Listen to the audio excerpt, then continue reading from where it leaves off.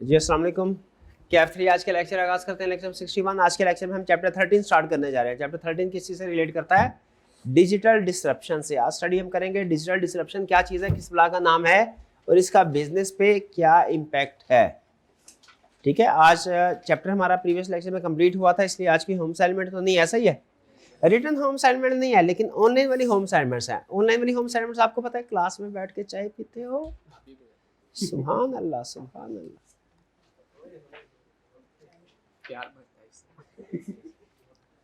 तो स्टडी किया था हमने प्रीवियस लेक्चर में, चैप्टर कंप्लीट हो गया था हमारा ऑनलाइन। अच्छा, इन 2 छुट्टियों में कितने स्टूडेंट्स ने टर्म टेस्ट अटेम्प्ट कर दिया?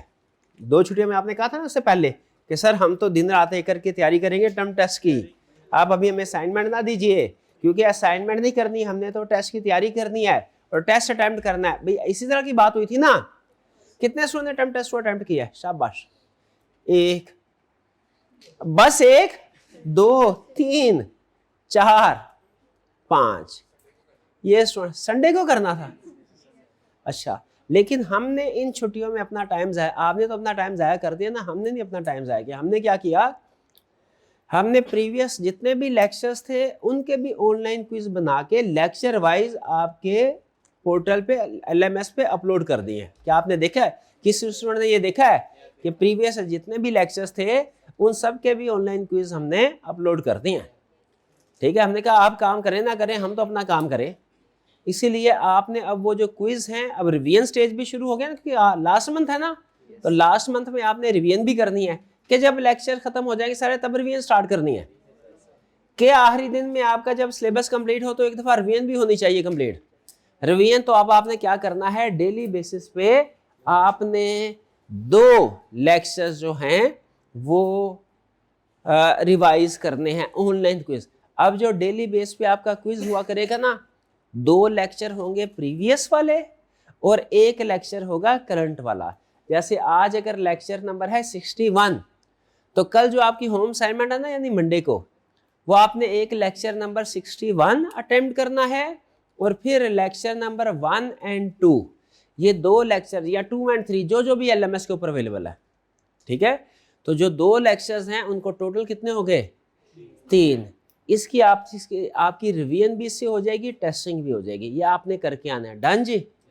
ठीक है, क्योंकि बड़ी याशी हो गई। अब आखिरी महीने में हमें काम थोड़ा ज़्यादा करना पड़ेगा स्टडी सेशन के, ताकि जब आप सेशन कंप्लीट होने के बाद घर जाएं तो आप पे बर्डन कम हो। क्योंकि इस महीने में अगर थोड़ा सा काम ज़्यादा कर लेंगे तो जो पेपर से पहले वाला आखिरी महीना है जिसमें आपने घर बैठ के रिवीजन करनी है, उसमें आपके लिए आसानी होगी। तो डन जी? तो डेली बेसिस पे आपने कितने करने हैं? 3। भाई हंस रहा है, कह रहा जैसा 1 देते थे हम तब नहीं करते थे, तो 3 दिया तो कर लेंगे। बेटा करेंगे, ये तो परसों बताऊंगा आपको। ठीक है, परसों बताऊंगा आपको भाईजान। ठीक है, कोई स्पेशल यार, हम जब छोटे ना स्कूल में होते थे मैट्रिक में, तो हमारे स्कूल में दरख्त होता था, तो सर एक बच्चे को भेजते थे, शरारती से बच्चे को, उसे कहते थे दरख्त की कोई टहनी उतार के लेके, वो सबसे बारीक टहनी उतार के लेके आता था। वो सर्दियों में सुबह सुबह उससे जो खिंचाई होती थी ना, वो सारा दिन हाथ में निशान लगे रहता था। सर याद है आपको? मार खाई हुई आपने? सरकारी स्कूलों में पढ़े हुए हैं? हाँ, प्राइवेट मिसों वाले स्कूलों में ऐसा नहीं होता। सरकारी स्कूल हाँ में ऐसा होता है। तो आपने क्या करना है, अब 3 आपके 2 आपके चैप्टर होंगे रिवीजन वाले, 2 क्विज होंगे रिवीजन वाले और 1 होगा हमारा करंट टॉपिक का। डन जी? पता चल गया? कोई कंफ्यूजन तो नहीं है? और टर्म टेस्ट आपने लाजमी अटेम्प्ट करना है। स्टार्ट करें जी। देखिए ये चैप्टर बहुत ही आसान है। क्यों आसान है? ये समझ में आने वाला है। ठीक है, जो समझ में आने वाली चीजें होती हैं वो ऑटोमेटिकली आसान हो जाती है। कंसेप्ट क्या है? Digital disruption. क्या है? डिसरप्शन। पहले लफ्ज डिसरप्शन को स्टडी करते हैं, फिर डिजिटल को स्टडी करेंगे, फिर उसके बाद बिजनेस को स्टडी करेंगे कि डिजिटल डिसरप्शन इन बिजनेस, इसका क्या मतलब है? Digital disruption in business. अच्छा, सबसे पहले डिसरप्शन का वर्ड आपको लगेगा मिलता जुलता है डिस्टर्बेंस से। डिस्टर्ब, जैसे कोई चीज सुकून में हो, है भाई, सुकून से बैठे हुए उस्ताद ने आके पूछ रहे हाँ भाई असाइनमेंट किधर है, तो ये डिस्टर्ब हो गए, डिस्टर्ब हो गए। डिसरप्शन का मतलब लफज इस सेंस में यूज नहीं होता। डिसरप्शन का मतलब पॉजिटिव सेंस में यूज, नेगेटिव में नहीं। हाँ, इसका कंसेप्ट यही है, कोई चीज थी उसको हमने बदल के रख दिया। क्या किया? कोई चीज थी उसको हमने बदल के रख दिया, चेंज कर दिया, है ये डिसरप्शन। लेकिन ये डिसरप्शन किस सेंस में यूज होता है? पॉजिटिव सेंस, नेगेटिव सेंस में यूज नहीं होता। डिसरप्शन का मतलब चेंज, सडन चेंज होना, इसको बोलते हैं डिसरप्शन। ठीक है, मुझे बताइए डिसरप्शन जो है ये क्या है? किसी चीज का सडनली चेंज होना, सडनली चेंज हो। नो डाउट स्टार्ट में कुछ टाइम लगता है, ठीक है, लेकिन बाद में किसी चीज का सडनली चेंज हो जाना, इसे हम क्या बोलेंगे? डिसरप्ट। एक होता है चेंज जो कि स्टेप बाय स्टेप होता है, ग्रेजुअल होता है, उसे हम चेंज तो कह सकते हैं, उसे हम डेवलपमेंट तो कह सकते हैं, डिसरप्शन नहीं कह सकते। डिसरप्शन होता है सिग्निफिकेंट चेंज होना, और अमूमी तौर पे जो डिसरप्शन है वो सडन होती है। Sudden, significant. सडन होना लाजमी नहीं है, सिग्निफिकेंट होना लाजमी है। तो जब कोई चीज सिग्निफिकेंटली चेंज होती है हम उसे क्या बोलते हैं? डिसरप्शन। ठीक है जी। अच्छा, जैसे अब चूंकि हम बिजनेस की बात कर रहे हैं, देखिए हम जितनी भी टेक्नोलॉजी पढ़ रहे हैं ना, वो टेक्नोलॉजी किस वजह से पढ़ रहे हैं? इस सब्जेक्ट के अंदर हम जितने भी टेक्नोलॉजी के बारे में स्टडी करेंगे वो सारी की सारी एक चीज कॉमन होगी। क्या? वो सारी वो वाली टेक्नोलॉजी होगी जो बिजनेस को अफेक्ट कर रही है। जो टेक्नोलॉजी बिजनेस को फॉर एग्जाम्पल अगर इफेक्ट नहीं कर रही, वो हमने क्यों पढ़नी है? हम तो बिजनेस के स्टूडेंट हैं। तो इसीलिए याद रखें, हम जो स्टडी करेंगे डिसरप्शन, तो क्या स्टडी करेंगे कि डिसरप्शन का इफेक्ट बिजनेस पे क्या है। ठीक है, सुन लें। डिसरप्शन जैसे मुझे ये बताइए कि पहले तो फॉर एग्जांपल लाहौर में ये रूल होता था कि बिजनेसमैन अपना कारोबार, जो अपनी दुकान है, वो रात को जिस टाइम तक मर्जी चाहे खोली रखें, कोई प्रॉब्लम नहीं है। ऐसा ही है। लोगों के काम करने का, बिजनेस करने का स्टाइल क्या था, बिजनेस करने का अंदाज क्या था कि जब तक मर्जी आप मार्केट की टाइमिंग हो। लेकिन गवर्नमेंट ने क्या किया? सडनली एक अनाउंसमेंट की, क्या कि अब रात के 8 बजे के बाद बिजनेस ओपन नहीं होगा, सारी शॉप्स बंद हो। हाँ, जो खाने पीने वाली है वो 10 बजे तक होंगी, बाकी के जो बिजनेस सारे 8 बजे फॉर एग्जाम्पल बंद हो जाएंगे। जब गवर्नमेंट ने ये अनाउंस किया तो मुझे बताइए क्या इसका बिजनेस पे इंपैक्ट हुआ? आपका क्या ख्याल है? इंपैक्ट जो था वो स्मॉल था कि सिग्निफिकेंट था? तो ये एक डिसरप्शन है। ये क्या है बिजनेस के लिए? डिसरप्शन। लेकिन ये डिसरप्शन है लीगल डिसरप्शन। लीगल यानी लीगल डिसरप्शन ऑन बिजनेस का मतलब क्या है कि बिजनेस का सिग्निफिकेंटली इफेक्ट होना। किस वजह से इफेक्ट होना? किसी लीगल डेवलपमेंट की वजह से, लीगल डेवलपमेंट की वजह से। ठीक है, ये हमारे सिलेबस का हिस्सा नहीं है। क्यों? क्योंकि हम बिजनेस पे इंपैक्ट स्टडी कर रहे हैं, लेकिन लॉ की वजह से जो डिसरप्शन हुई वो नहीं, बल्कि टेक्नोलॉजी की वजह से जो डिसरप्शन हुई वो। इसलिए आप देखें इस चैप्टर का नाम क्या है? इस चैप्टर का नाम क्या भला? इस चैप्टर का नाम है impact of digital disruption on business. यानी हमने किस डिसरप्शन का मतलब क्या है? सिग्निफिकेंटली इफेक्ट होना। कौन सी वाली डिसरप्शन हम स्टडी करेंगे? Digital disruption, technological disruption. इसके अलावा और भी बहुत सी चीजें होती हैं, ठीक है, जो सडनली इफेक्ट करती है। जैसे खुदा नास्ता एकदम से जलजला आ जाए, वो भी किसी जगह पे जो काम करने वाले लोग होते हैं, जो बिजनेस होते हैं, उनको इफेक्ट करता है, लेकिन वो हमारी डिजिटल डिसरप्शन नहीं है। तो हम क्या स्टडी करेंगे? Digital disruption. डिजिटल डिसरप्शन का मतलब क्या, ये समझिए। अगर आपको डिसरप्शन का कुछ फर्क समझ आ रहा है कंसेप्ट, तो डिजिटल डिसरप्शन क्या हुआ? बिजनेस पे सिग्निफिकेंट इम्पैक्ट होना। किस चीज की वजह से? टेक्नोलॉजी की वजह से। जब टेक्नोलॉजी की वजह से किस बिजनेस पे सिग्निफिकेंट इम्पैक्ट होता है तो हम इसे क्या कहते हैं? Digital disruption. इस चैप्टर में आपको यही बताएगा कि हिस्टोरिकली और करंटली कैसे different types of digital developments उन्होंने हमारे बिजनेस को, बिजनेस के तरीकाकार को सिग्निफिकेंटली चेंज कर दिया। यह है डिजिटल डिसरप्शन। कुछ बात समझ आई? चलिए आइए जरा आगे चलते हैं। अगर बात समझ आई, कह रहा है डिजिटल डिसरप्शन क्या है? डिजिटल डिसरप्शन कह रहा है न्यू टेक्नोलॉजी जो क्या करती है? किसी इंडस्ट्री को सिग्निफिकेंटली या इंटायरली चेंज कर देती है।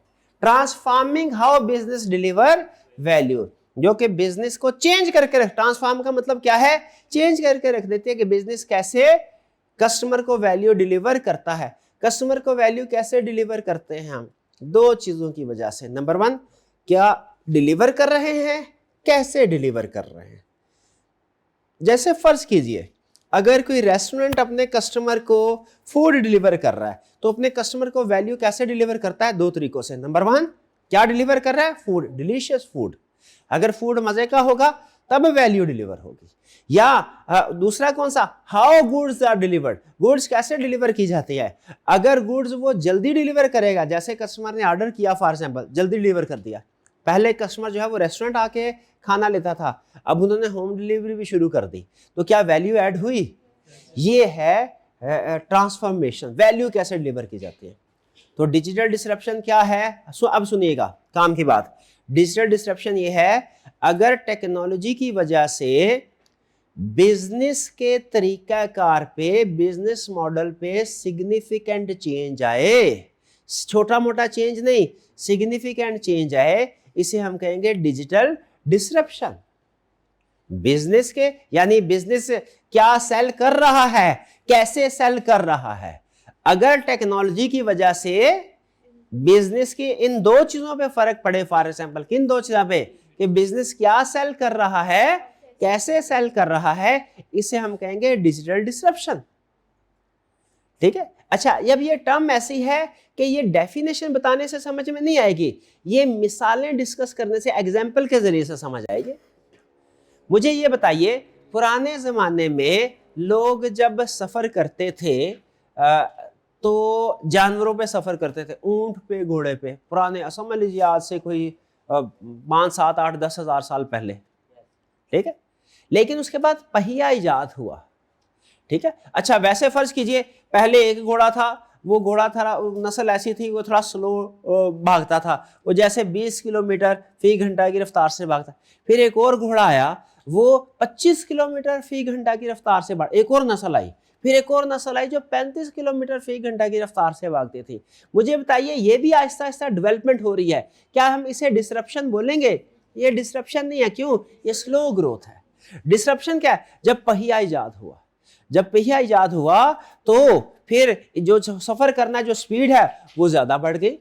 अब हम उसके ऊपर सामान भी ज्यादा लाद के एक जगह से दूसरी जगह ट्रैवलिंग कर सकते हैं, ट्रांसपोर्टेशन भी पॉसिबल हो गए। तो ये क्या हुआ? ये है डिजिटल डिसरप्शन। ठीक है। अच्छा, अब मुझे बताइए, अगर पुराने जमाने में कम्युनिकेशन के लिए कबूतर को उड़ाया जाता था मैसेज दे के, भैया ये मैसेज है, कबूतर, उस बंदे को ट्रेनिंग होती थी बकायदा उनकी, हमने उड़ा दिया मैसेज एक जगह से दूसरी जगह पहुंचाने के लिए इनका इस्तेमाल किया, परिंदों का इस्तेमाल किया। अगर फर्ज कीजिए कबूतर की जगह पे हमने उकाब को भी सिखा दिया, उकाब जो है वो ज्यादा दूर तक, ज्यादा बुलंदी पे जाता है, ज्यादा दूर तक जाता है, क्या ये डिसरप्शन थी? नहीं, ये डेवलपमेंट तो कह सकते हैं, डिसरप्शन नहीं। लेकिन जब टेलीफोन इजाद हुआ, ये डिसरप्शन, ये है डिजिटल डिसरप्शन। यानी समझ लीजिए कि बेसिक कस्टमर की नीड वही है जो पहले थी, ऑब्जेक्टिव वही है, लेकिन सिग्निफिकेंट चेंज हो गया कि आप कैसे उस चीज को डिलीवर कर रहे हैं। ठीक है। वो चेंज जो है ना, सम टाइम तो वो चेंज इस तरह का होता है कि आप कैसे किसी चीज को डिलीवर कर रहे हैं, सम टाइम चेंज ऐसा होता है कि जिस चीज को डिलीवर कर रहे हैं वही चेंज हो जाती है। तो बिजनेस में सिग्निफिकेंट चेंज आना, ये क्या कहलाता है? ड्यू टू टेक्नोलॉजी, ये क्या कहलाता है? Digital disruption. बाज़ का तो इंटायर इंडस्ट्री इफेक्ट होती है, और सम टाइम तो ऐसा होता है कि पुरानी इंडस्ट्री खत्म हो जाती है और नई इंडस्ट्री क्रिएट हो जाए डिजिटल डिसरप्शन की। डिजिटल डिसरप्शन की वजह से बाज़ का क्या होता है कि बाज़ का पुरानी की इंडस्ट्री सारी की सारी खत्म हो गई और उसकी जगह पे इंडस्ट्री आ गई। जैसे मुझे बताइए, बारिश होना और सैलाब आना, इसमें से डिसरप्शन किसकी वजह से है? ऐसे तो एग्जाम्पल गलत है क्योंकि नेगेटिव है, लेकिन समझाने के लिए कह रहा हूँ। हो सकता है तारीख में ऐसे बहुत से सैलाब आए हो जिनकी वजह से पूरे के पूरे शहर जो है वो तबाह हो गए हैं और उनकी जगह पे नए शहर बन गए। तो ये डिसरप्शन में इसी तरह होता है, सडन चेंज आती है, सिग्निफिकेंट चेंज आता है। सडन की बजाय ज्यादा फोकस किस पे है? सिग्निफिकेंट चेंज आता है किसी बिजनेस में, जिसकी वजह से एग्जिस्टिंग बिजनेस में बहुत ज्यादा चेंज होता है। सम टाइम तो वो बिजनेस पूरे का पूरा चेंज हो जाता है, जैसे वो क्या चीज डिलीवर कर रहा है, कैसे डिलीवर कर रहा है।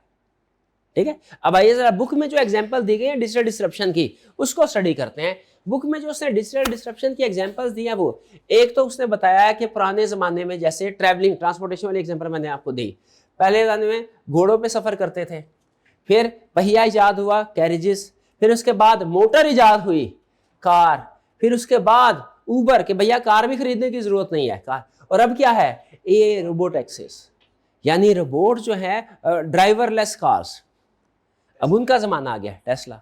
अब मुझे बताइए आपके ख्याल में क्या ये छोटी मोटी डेवलपमेंट्स है? नहीं, ये डिजिटल डिसरप्शन है, इंटायरली बिजनेस को चेंज किया।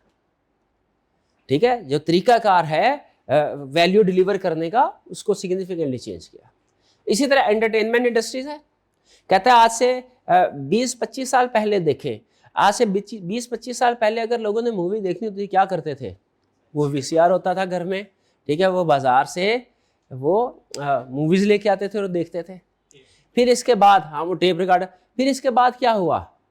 फिर इसके बाद ये सिस्टम डेवलपमेंट हुई और यूट्यूब आ गया, नेटफ्लिक्स आ गया, डेली स्टेप बाय स्टेप। अब मुझे ये बताइए कि क्या ये तरीकाकार सिग्निफिकेंटली चेंज हुआ या इसको आप स्मॉल डेवलपमेंट कहेंगे?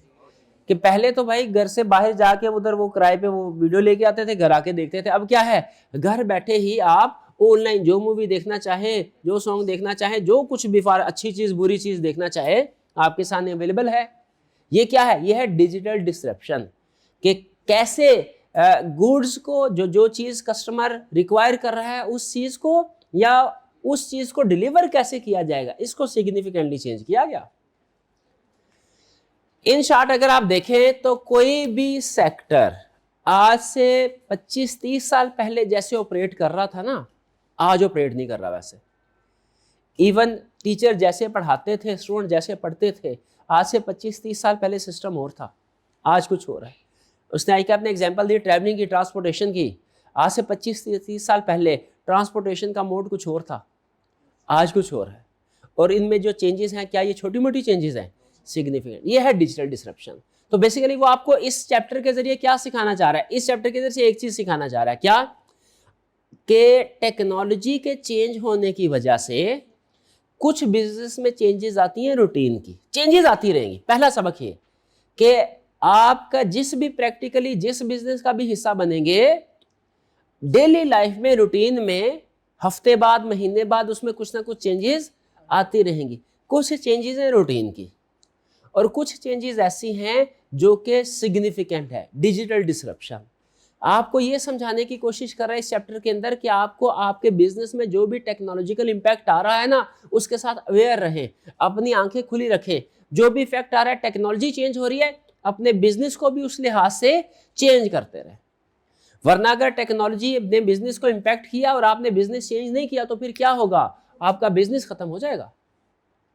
ठीक है, पुराने जमाने में देखिए वो आप जाते, अभी तो आपने वो दौर नहीं देखा होगा, अनारकली के करीब ना, लाहौर में अनारकली, वहाँ पे लोग सड़कों के किनारे बैठे होते थे टाइपराइटर लेके। आपने कुछ लेटर वगैरह टाइप करवाना होता था, सीवी टाइप करवाना होता था ना, वहाँ पे लोग बैठे होते थे।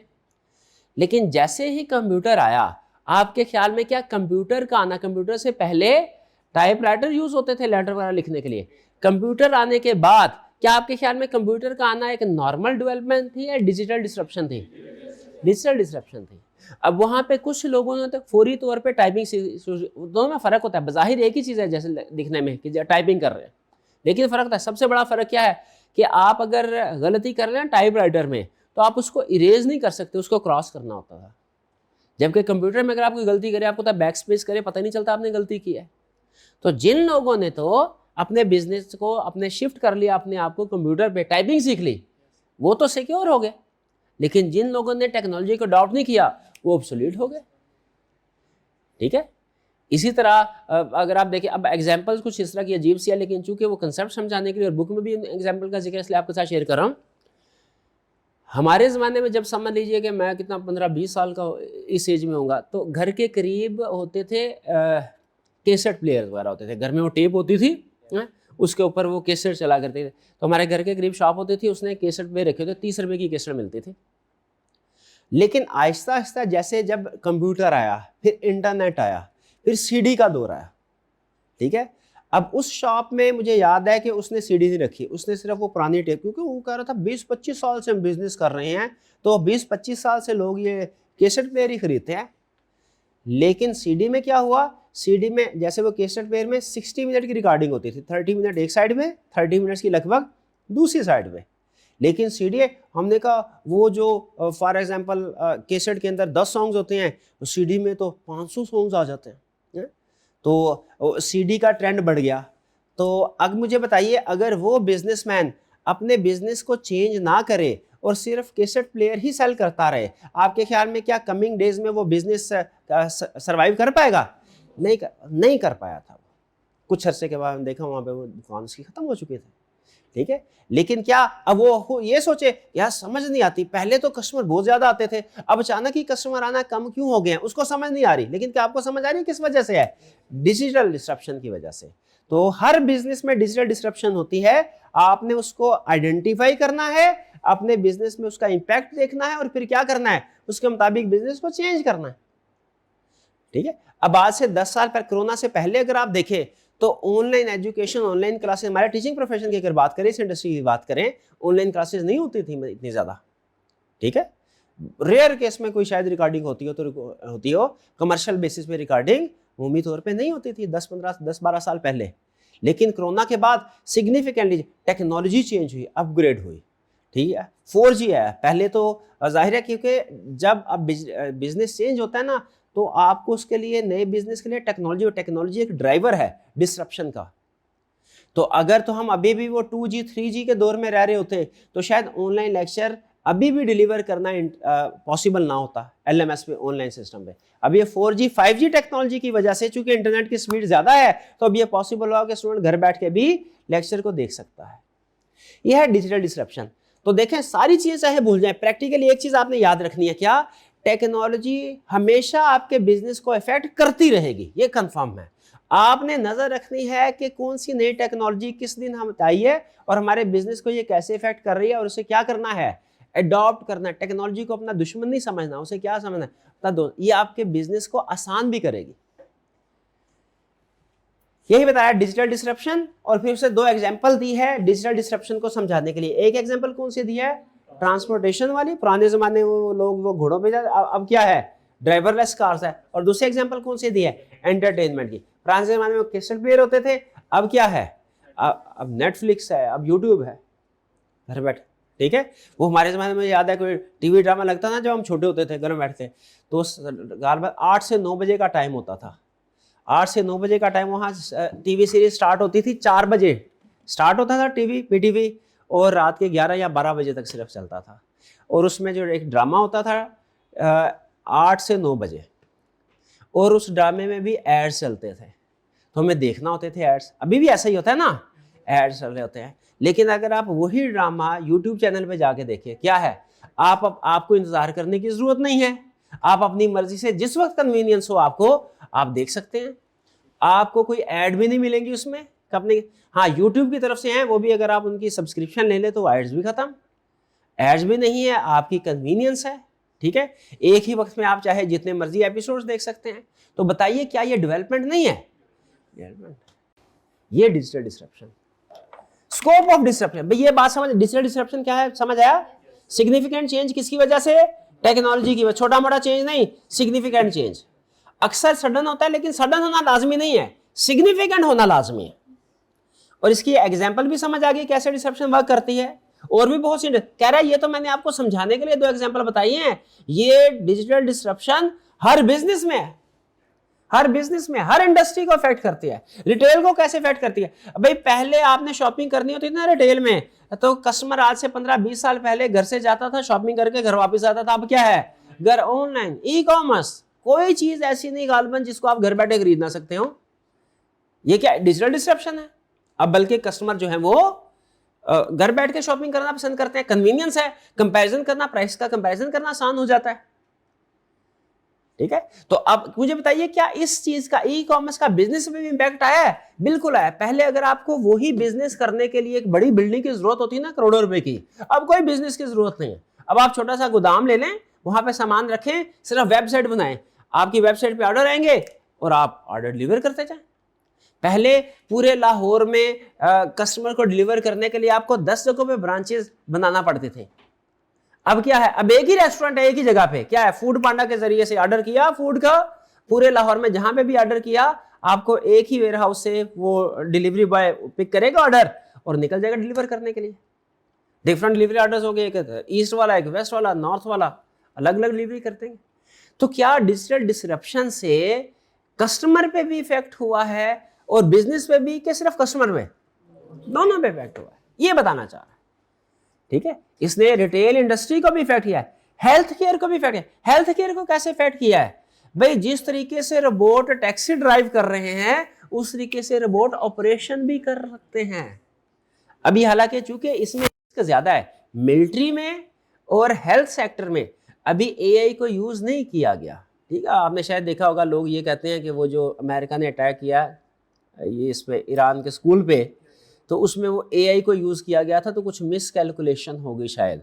ये जैसे वहाँ पे बहुत से लोगों की मूवमेंट थी तो एआई को ये लगा कि यहाँ पे शायद कोई मिलिट्री मूवमेंट हो रही है और अटैक कर दे, हालांकि वहाँ पे क्या था, स्कूल था। अब एआई एरर कर सकता है ना, तो उस वजह से कुछ प्रॉब्लम्स भी उनकी आपस में चल रही है। तो बहरहाल तो एआई को अभी मिलिट्री में, वॉर में और हेल्थ में अमूमी तौर पे यूज नहीं किया जा रहा। क्यों नहीं? क्योंकि वो कहते हैं ये वो एरियाज हैं जहाँ पे लोगों की जिंदगी डिपेंडेंट है। एआई ने अगर गलती कर दी तो उसमें जो नुकसान होगा वो नाकाबिले तलाफी नुकसान होगा, वरना बाकी डिफरेंट सेक्टर्स में एआई को यूज किया जा रहा है और डेवलपमेंट हो रही है। जैसे हेल्थ केयर में क्या है, डायग्नोस करना आसान है। ठीक है, इवन जैसे मैंने शायद पहले आपके साथ एग्जांपल डिस्कस की थी कि एक एआई आपका जो स्कैन है ना, फॉर एग्जांपल, या जो भी आपने रिपोर्ट जनरेट की है, एआई बेहतर तरीके से मोर एक्यूरेटली प्रिडिक्ट कर सकता है एक एवरेज जूनियर डॉक्टर से कि इस पेशेंट को क्या बीमारी है।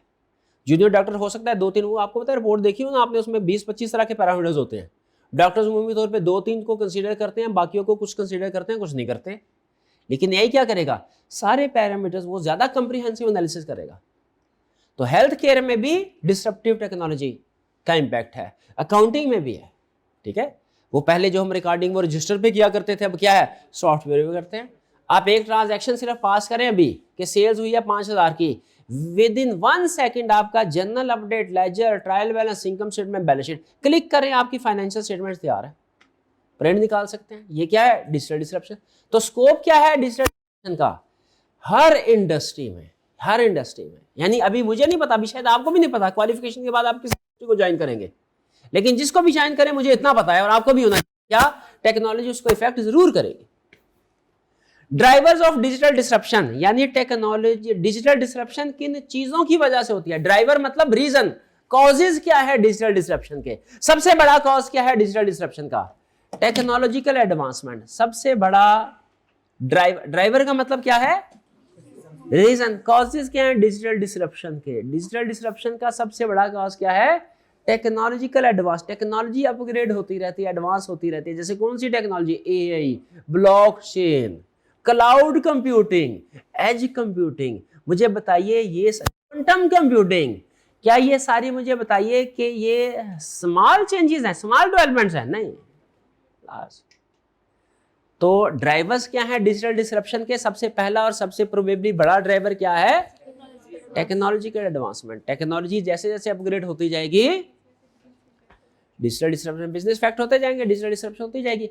Vast amount of data, large amount of data, यानी पहले डाटा, अब आपको पता है टेक्नोलॉजी की वजह से एक और चीज भी सामने आई, क्या? बिग डाटा का कंसेप्ट। बिग डाटा क्या है? Large amount of data. भाई लार्ज अमाउंट ऑफ डाटा हमारे बिजनेस को अफेक्ट करता है, और कैसे अफेक्ट करता है?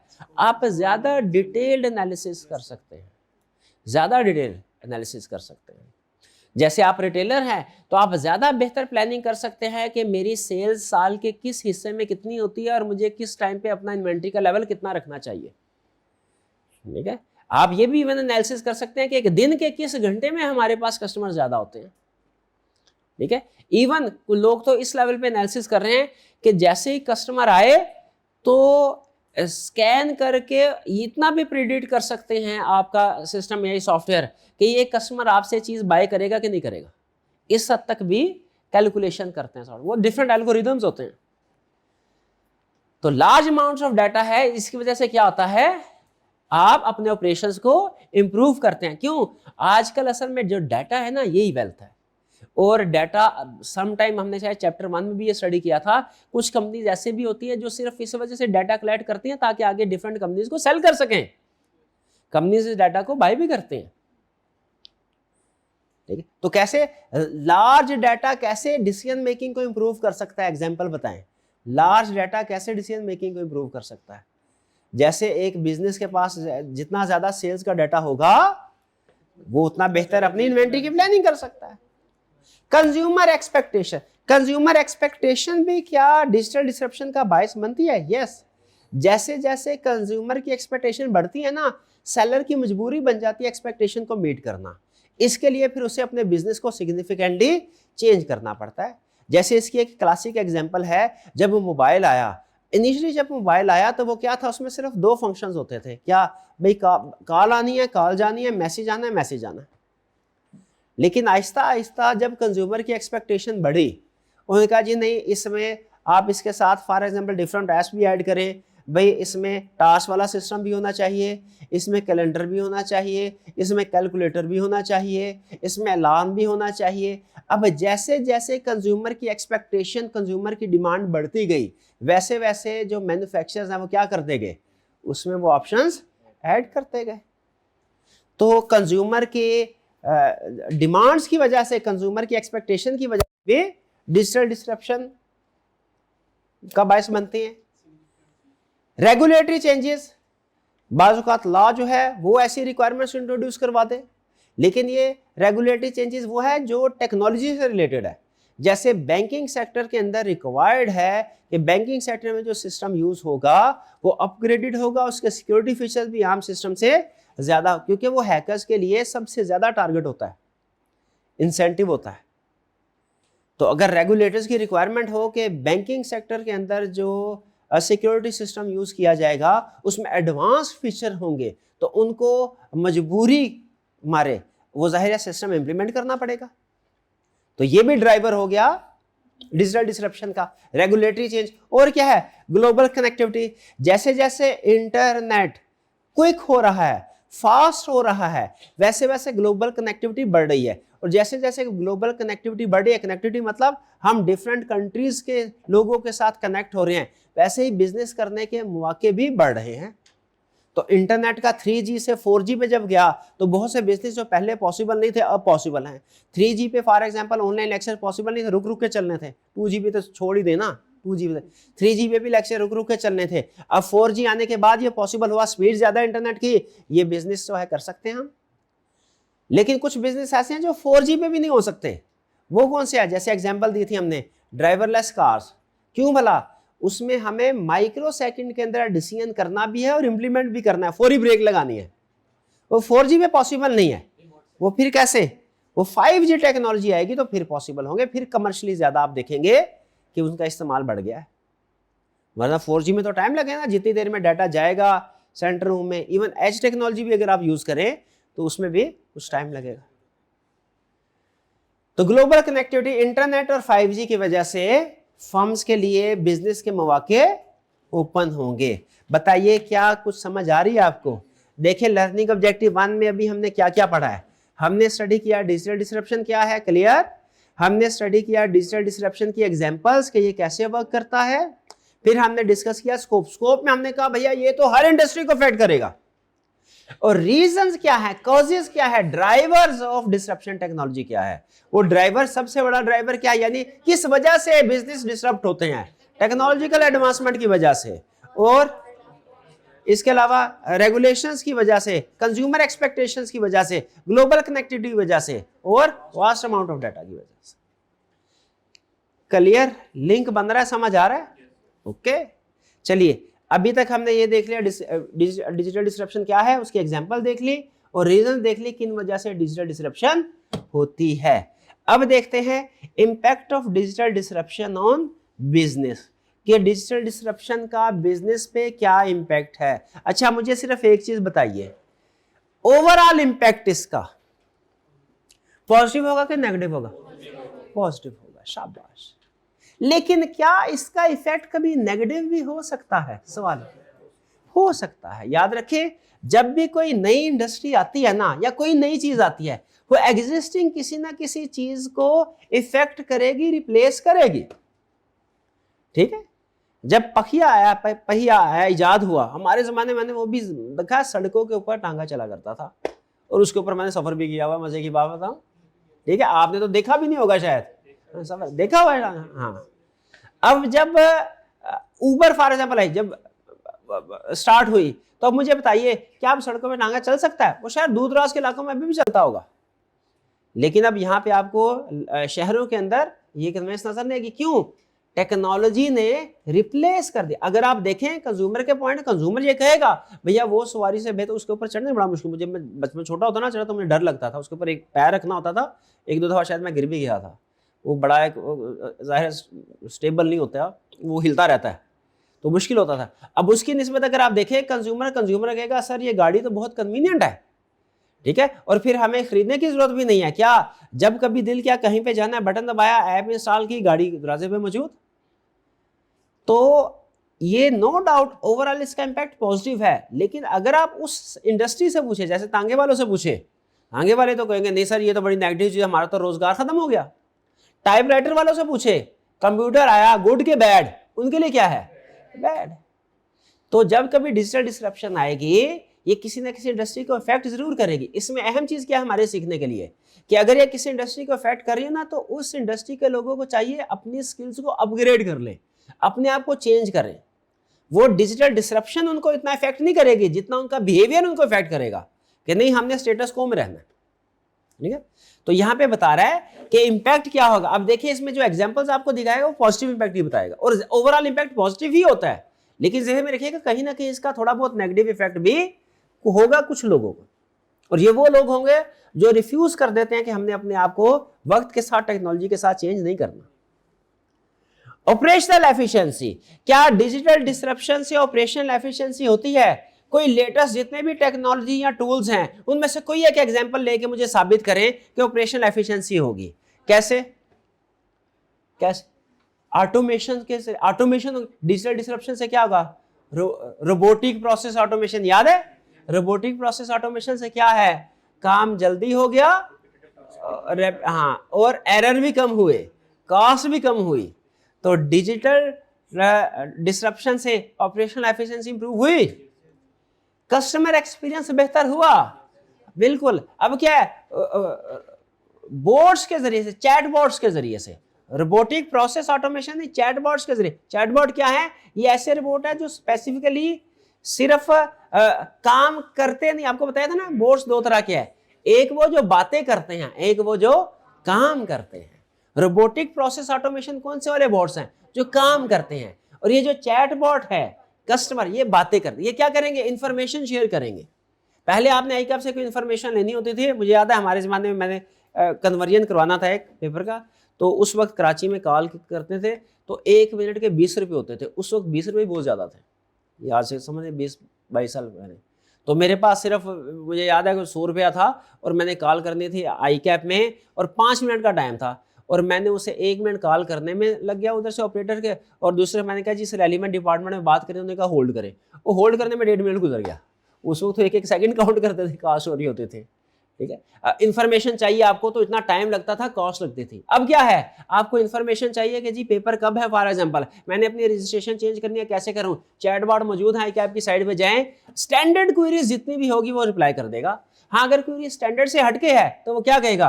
अच्छा मैं बैक एंड में किसी रियल पर्सन के साथ आपकी बात करवाता हूं, या उसका नंबर शेयर कर देगा। तो क्या कस्टमर सपोर्ट इंप्रूव हुई? डिजिटल डिसरप्शन से कस्टमर सपोर्ट में ऑपरेशनल एफिशिएंसी बढ़ी, काम तेज हुआ, गलतियां कम हुई, कॉस्ट भी कम हुई, क्योंकि लेबर इन्वॉल्व नहीं। लेकिन याद रखें, ये ऑपरेशनल एफिशिएंसी वो होगी जो रूटीन नेचर की है। जो नॉन रूटीन किस्म के टास्क हैं वो ऑटोमेट, वो तो इंसान ही करेंगे। और कस्टमर एक्सपीरियंस का मतलब क्या है? अब आपको फास्ट 24/7 पर्सनलाइज्ड सर्विस मिलती है। ठीक है, पर्सनलाइज सर्विस मिलेगी। बाज़ औक़ात कुछ बोट्स तो ऐसे होते हैं जिनकी मेमोरी होती है, मेमोरी का मतलब वो पास्ट कन्वर्सेशन भी याद करते हैं। आप 10 दिन बाद में उसको मैसेज करेंगे ना, उसे याद होगा 10 दिन पहले क्या क्वेरी की थी। वो आपको आपका नाम लेगा और आपसे पूछेगा बताइए जरा 10 साल पहले जो मैंने आपको 10 दिन पहले जो मैंने सोल्यूशन बताया था, क्या वो आपका सोल्यूशन काम किया। एक वैसे ही खुशी होती है, कोई हमें पहचान लेना, या आप एक साइकोलॉजिकल इम्पैक्ट है, जब कोई पर्सन आपको आपके नाम से बुलाता है ना, तो आपकी उसके साथ एसोसिएशन डेवलप हो जाती है, सिर्फ एक छोटे से टास्क की वजह से उसने आपको आपके नाम से बुलाया।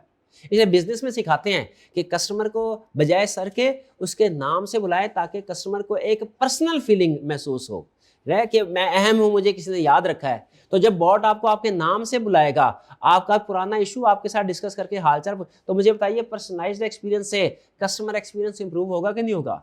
क्योंकि पर्सनलाइज्ड रिस्पॉन्स मिल रहा है। ये डिजिटल डिस्क्रिप्शन से पॉसिबल है। हर चैटबॉट में आप मेमोरी की ऑप्शन नहीं होती। कुछ चैटबॉट में सिर्फ ये होता है जो भी कस्टमर आया नया ट्रीट करो, जो सवाल पूछा उसका जवाब दो। कुछ में मेमोरी की ऑप्शन भी है। फिर नेक्स्ट क्या है? Business model innovation. Business model innovate हुए हैं। हमारे जमाने में क्या होता था? माइक्रोसॉफ्ट एक्सेल है ना, सॉफ्टवेयर क्या करते थे? इंस्टॉल करते थे हम। सीडी मिलती थी मार्केट से। अब क्या आप भी स्टूडेंट लाइफ गुजरे, वो सीडी होती थी विंडोज की, और लाते थे इंस्टॉल करते थे। या माइक्रोसॉफ्ट ऑफिस होती थी, लाते थे इंस्टॉल करते थे। अब उसके बाद फिर माइक्रोसॉफ्ट ने या इन बड़ी बड़ी कंपनीज ने क्या किया?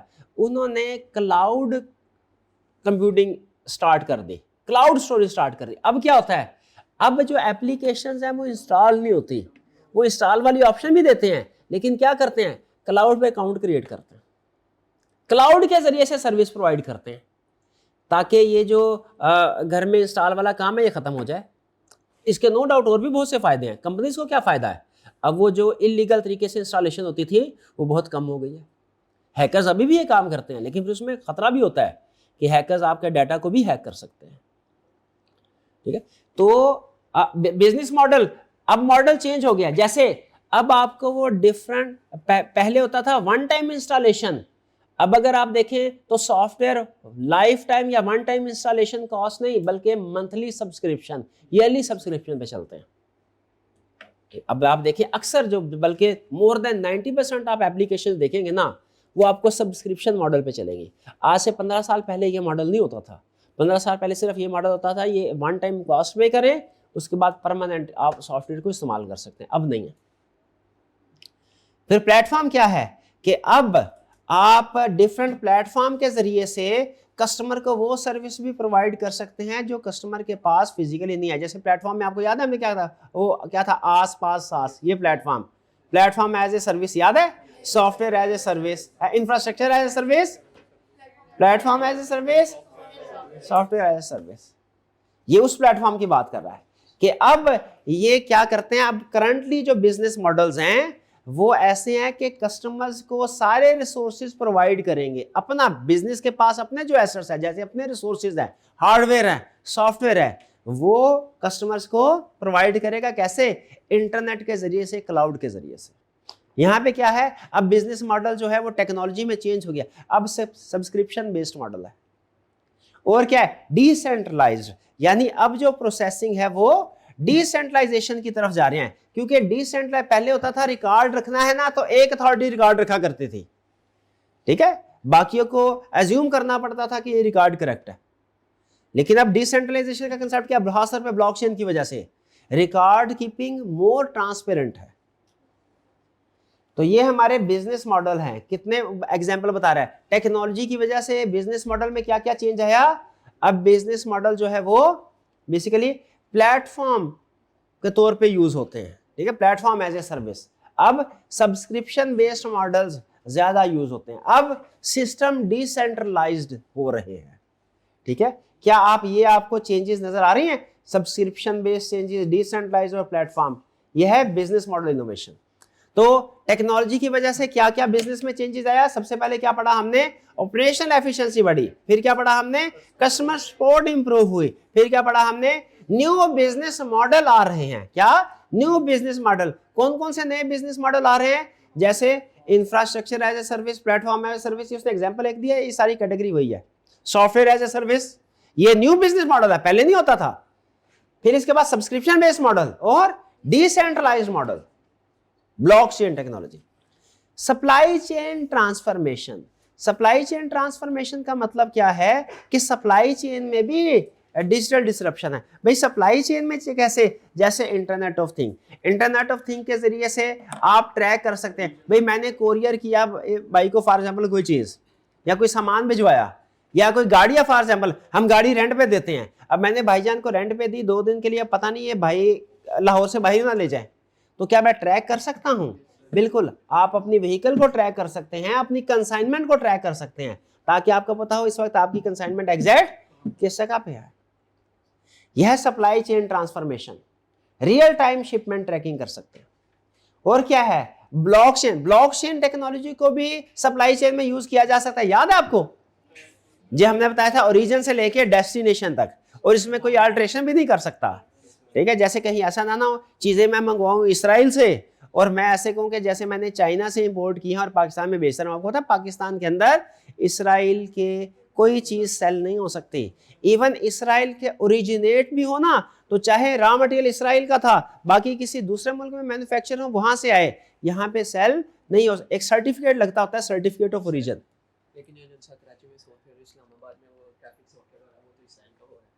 नहीं, इसराइल के सॉफ्टवेयर इस्तेमाल नहीं हो रहे कराची।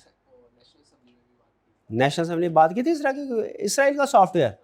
नहीं, इसराइल का तो एक ही सॉफ्टवेयर मशहूर है, पेगासस, वो जासूसी के लिए इस्तेमाल होता है। उसके अलावा छोटे मोटे सॉफ्टवेयर तो हम बना रहे। चाइना की मर्ज की दुआ है।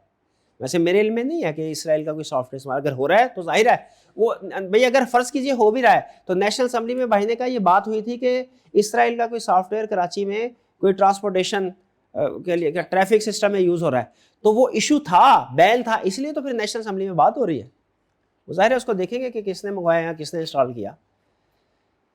बहरहाल आगे चलते हैं। मैं भी एक वक्त एक दफ़ा मैंने एक सॉफ्टवेयर था वो बाय किया था, तो वहाँ पे जो इनवाइस आई थी ना, मुझे इनवाइस जब वेबसाइट पे मैंने देखा, तो वेबसाइट पे था गालबन ग्रीस था या कोई और कंट्री थी, कोई यमन था, कोई इस तरह की कंट्री थी, मुझे एग्जैक्टली याद नहीं है।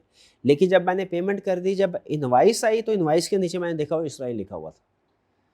वो फिर उसके बाद मैंने उसको, मतलब वो साल जितना 1 साल की सब्सक्रिप्शन थी वो तो इस्तेमाल की, फिर उसके बाद डिसकंटिन्यू कर दिया उसको। तो ये सम टाइम ऐसा होता है कि इनिशियली फिर आपको पता नहीं चलता कि वेबसाइट के ऊपर क्लियर इन्फॉर्मेशन नहीं होती, आप बाय कर लेते हैं, उसके बाद फिर आप जब सपोर्ट के लिए कॉन्टैक्ट करते हैं फिर आपको पता चलता है। सम टाइम में भी कुछ तरह का इशू हुआ हो। तो बहरहाल सप्लाई चेन ट्रांसफॉर्मेशन, क्या एग्री करते हैं internet of things supply chain में शिपमेंट को ट्रैक करेगी, क्योंकि वो इंटरनेट के साथ कनेक्टेड होती है जिसको आप ट्रैक कर रहे हैं। ब्लॉकचेन को सप्लाई चेन में यूज किया जा सकता है, बिल्कुल। ये रिकॉर्ड रखती है हर स्टेज का कि इस वक्त हमारे किस स्टेज ऑफ शिपमेंट में है। और फिर बिग डाटा, क्या बिग डाटा भी सप्लाई चेन में यूज हो सकता? बिल्कुल, सप्लाई चेन की वही एग्जांपल बिग डाटा में, क्या कि जितना ज्यादा डाटा होगा आप बेहतर तरीके से प्लानिंग कर सकेंगे। ठीक है, जैसे एक्सेस इन्वेंट्री कब है, आपको ऑर्डर लेवल कितने रखने चाहिए इन्वेंट्री के, कब इन्वेंट्री ऑब्सोलीट ना हो। वर्कफोर्स डायनामिक्स, क्या टेक्नोलॉजी का वर्कफोर्स पे असर पड़ता है? 2 क्वेश्चन आपसे पूछ रहा हूं, आपने मुझे बताना है आपके ख्याल में क्या इंपैक्ट है। पहली स्टेटमेंट, 2 स्टेटमेंट दे रहा हूं इसमें। वर्कफोर्स डायनामिक्स में टेक्नोलॉजी की वजह से चूंकि प्रोसेस ऑटोमेट हो रहा है, इसीलिए वर्कफोर्स रिड्यूस हो जाएगी। बिजनेस को कम वर्कफोर्स, लेबर फोर्स की जरूरत होगी। पहली स्टेटमेंट ये किस वजह से कम होगी? ऑटोमेशन। पहली स्टेटमेंट ये आपने बताना कौन सी स्टेटमेंट मोर एक्यूरेट है। दूसरी स्टेटमेंट क्या है कि ऑटोमेशन की वजह से रूटीन टास्क चूंकि अब बोट परफॉर्म कर रहा है, रोबोट परफॉर्म कर रहा है, रोबोटिक प्रोसेस ऑटोमेशन, तो जो ह्यूमंस है जरूरत उनकी रहेगी, लेकिन उनको अपस्किल करके हमने judgemental areas, more important areas पे एलोकेट करना है। बताइए कौन सी स्टेटमेंट? ठीक है, रिड्यूस नहीं करना बल्कि क्या करना है, अपस्किल करना है, ताकि वो मोर जजमेंटल, मोर इंपोर्टेंट एरिया पे फोकस करे। इससे बिजनेस क्या होगा, ओवरऑल इंप्रूव होगा।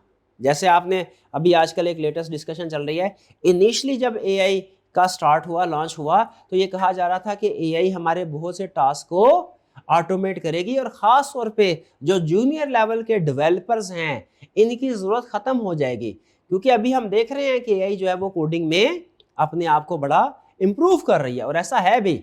लेकिन स्टिल उसके बाद कंपनीज ने इनिशियली अपने डेवलपर्स को जब उन्होंने निकाल दिया था, आप दोबारा रख रहे हैं, क्यों भला?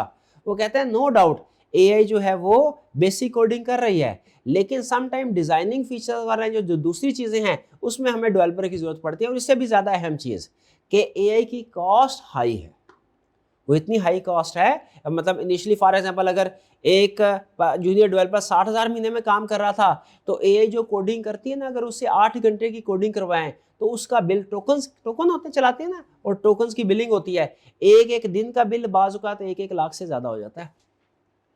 तो इनिशियली इस वक्त एआई की कॉस्ट भी ज्यादा है। इसलिए याद रखें, ये कहना कि एआई ब्लाइंडली ये कहना कि एआई हमारी वर्कफोर्स को रिप्लेस कर देगी, किसी हद तक पार्शली करेक्ट है, लेकिन ये कंप्लीटली करेक्ट स्टेटमेंट नहीं है। स्टिल हमें इंडिविजुअल्स की जरूरत है। हाँ, सिर्फ एक काम करना है, क्या कि उनकी स्किल्स को हमने अपग्रेड कर देना। Comparative landscape and market dynamics, हाँ ये तो मुझे सबसे ज्यादा पसंद है। ये जो इफेक्ट है ना डिजिटल ट्रांसफॉर्मेशन का, ये क्या पता है आज की दुनिया में मिलियनियर बनना इंतहाई आसान है। आज की दुनिया में, जैसे एक छोटी सी एग्जांपल आपके सामने, ये 2-3 साल पहले आपने देखी होगी, चैट जीपीटी इनिशियली जब लॉन्च किया, ठीक है, तो लोगों ने कितना इसको यूज किया, इस्तेमाल किया। एक दफा इसने मार्केट को कैप्चर कर लिया, क्योंकि फाउंडर भी था, एक तरह से मार्केट लीडर भी था, और सिर्फ वही मार्केट को यही सप्लाई कर रहा था। लेकिन इस कंपनी ने मिलियंस ऑफ डॉलर की इन्वेस्टमेंट थी। और दूसरी तरफ चाइना का एक स्टार्टअप था छोटा सा, डीप सीक का, उसने एक दफा इसको हिला के रख दिया था। और अब वो ये कह रहा है कि आज से 20 साल 25 साल पहले वो जो एप्स बनाने के लिए डेवलपर्स होते थे, बड़े बड़े डेवलपर्स होते थे, और वो लाखों रुपए में आपकी वेबसाइट या कोई ऐप डेवलप करते थे, अब इस वक्त कोई एक बच्चा 8-10 साल का अपने घर में बैठ के एक दिन में उस लेवल की ऐप डेवलप कर सकता है जो 20-25 साल पहले सीनियर डेवलपर्स महीने का प्रोजेक्ट लेके लाखों रुपए के बजट के साथ परफॉर्म किया करते थे। तो आजकल के दौर में अब ये कंसेप्ट बड़ी कंपनी छोटी कंपनी लगभग खत्म हो गया है, क्योंकि अब जो है वो सिर्फ आइडिया काम कर रहा है कि जिसके पास बेहतर आइडिया आया उसने इंप्लीमेंट किया। तो आज का जो एक फ्रेश ग्रेजुएट है वो इवन कोई 20 साल पुरानी कंपनी को भी अकेला टक्कर दे सकता है। किस वजह से? नेचर डिजिटल डिसरप्शन की वजह से। आपको ये एक ऐप बना दें, आज आपको ऐसी बहुत सी एग्जांपल मिलेगी कि ये ऐप बनाई और वो विद इन डेज वो मिलियंस ऑफ उसके सब्सक्राइबर हो गए। और इसके अलावा आप ये तो है, मैं टेक्नोलॉजी की एग्जांपल दे रहा हूं, आप वैसे भी इसके अलावा अगर आप देखें तो बाज़ औक़ात यूट्यूब पे कुछ ऐसे लोग भी होते हैं, वो उनकी एक वीडियो होती है, वायरल होती है, और उनके सब्सक्राइबर्स की तादाद मिलियंस में चली जाती है। और वैसे लोग जो इतने पढ़े लिखे भी नहीं हैं, उनकी एक 2-2 वीडियो वायरल्स हैं, और उसके बाद वो लाखों करोड़ों में कमा रहे हैं। ठीक है, मतलब उस तरफ मैं चाह नहीं रहा ज़्यादा आप सोचिए, सिर्फ कंसेप्ट को समझाने का एग्जाम्पल दे रहा हूँ कि आज के दिन में मार्केट डायनामिक्स चेंज हो चुके हैं। आज आपको मार्केट को लीड करने के लिए, कैप्चर करने के लिए कोई बहुत ज्यादा कैपिटल की जरूरत नहीं है, बहुत ज्यादा एक्सपीरियंस की जरूरत नहीं है। आज सिर्फ आइडिया अहम है, एग्जीक्यूशन के लिए आपके पास टेक्नोलॉजी मौजूद है। यही वो बता रहा है कि आज का जो स्टार्टअप है वो बड़े लो कॉस्ट में बड़ी बड़ी फर्म्स को, बड़ी बड़ी कंपनीज को कंपीट कर सकता है। कुछ समझ आती है जी? तो ये तो हमारा डिजिटल डिसरप्शन का इंपैक्ट ऑन बिजनेस। तो जरा मुझे बताइए, आपके ख्याल में 2 सवाल का सिर्फ जवाब दीजिए, उसके बाद लेक्चर खत्म करते हैं। आपके ख्याल में ड्राइवर्स ऑफ डिजिटल डिसरप्शन में कौन सा ड्राइवर सबसे ज्यादा है, यानी किस चीज की वजह से डिजिटल डिसरप्शन सबसे ज्यादा है? चलिए टेक्नोलॉजी। और दूसरे नंबर पे कौन सा ड्राइवर सबसे ज्यादा अहम है? Global connectivity. ओके, और इंपैक्ट, ये तो थे कॉजेज कि किन रीजन की वजह से डिजिटल डिसरप्शन होती है। अब नीचे क्या है कि अगर डिजिटल डिसरप्शन हो तो वो बिजनेसेस को कैसे इफेक्ट करती है। ठीक है, ये कॉज है, ये आगे उसका इंपैक्ट। तो मुझे बताइए आपको कौन से वाला इंपैक्ट लगा कि सबसे ज्यादा सिग्निफिकेंट है?